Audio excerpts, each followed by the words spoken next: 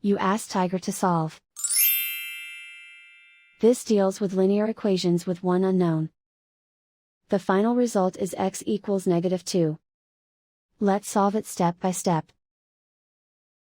Group all x terms on the left side of the equation. Subtract 4x from both sides. Group like terms. Simplify the arithmetic. Group like terms.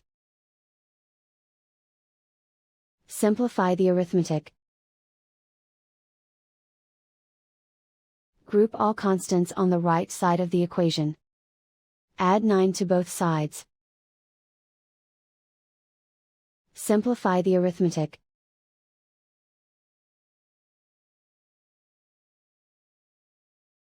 Isolate the x.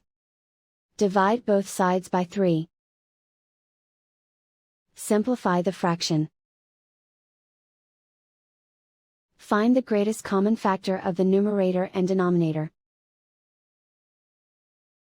Factor out and cancel the greatest common factor.